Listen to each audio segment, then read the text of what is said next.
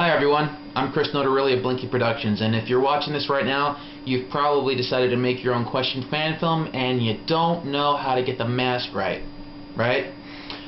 Well, I'm here today to finally talk to you about how I made my own question mask.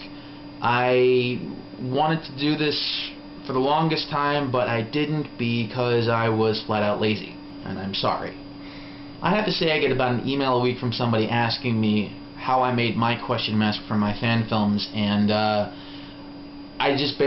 tired of repeating the same thing over and over again, so now I'm going to just do this video for you guys so you can watch it and never have to ask me again. We all win. So first off, how the mask is made. What goes into making the mask? This is basically cotton. It's a tan mesh fabric. I got this off of a dance unitard. I used this in the first film. In the second film I used an actual mesh fabric which was more porous, in which my actor could see through. This was not as visible as the other one.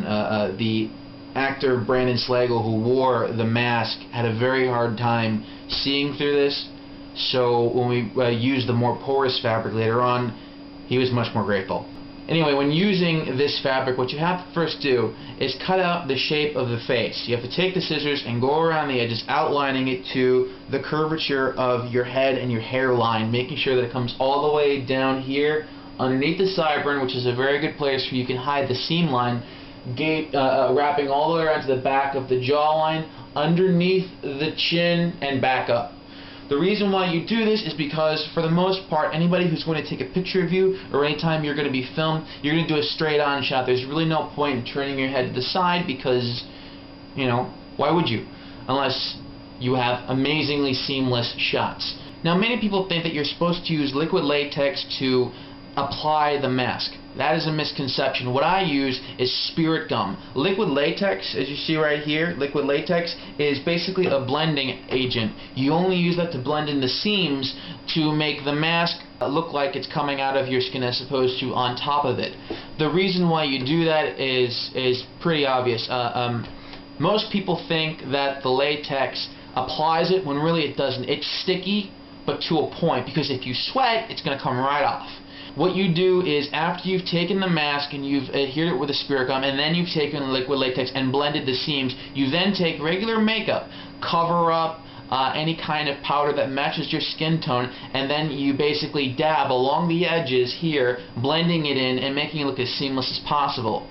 When applying the mask, though, make sure that you pull on the material. That way there are no creases and no folds whatsoever. You pull from the key points here, here, here, and here.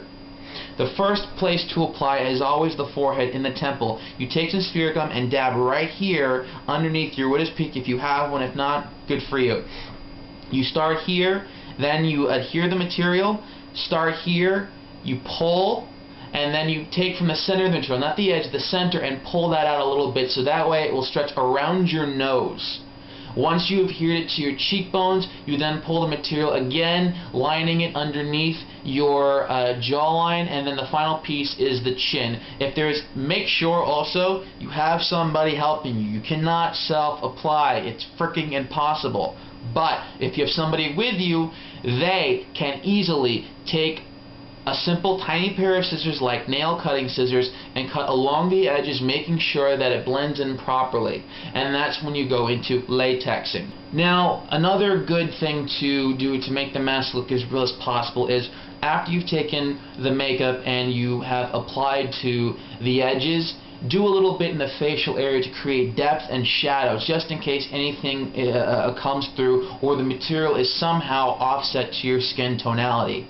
You can also take a darker eyeliner or any kind of eyeshadow, and you can then blend it in with your hairline. So if you're being the question, clearly you're using black, so you take black and then blend along the edges, and that is a very good way also of creating the illusion that you have no face. Of course, the fedora also helps. If you screwed up here and you can't get your hair right, you put the hat on, and that also helps anchor the entire mask on.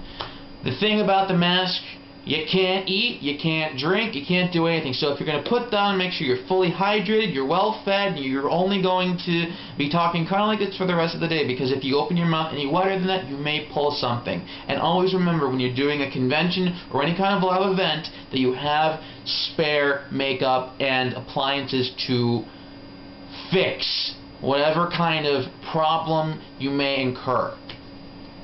I hope this has been helpful. I hope that your question films turn out amazingly, and I hope, for the sake of this video, everybody stops asking the same question over and over again. See ya.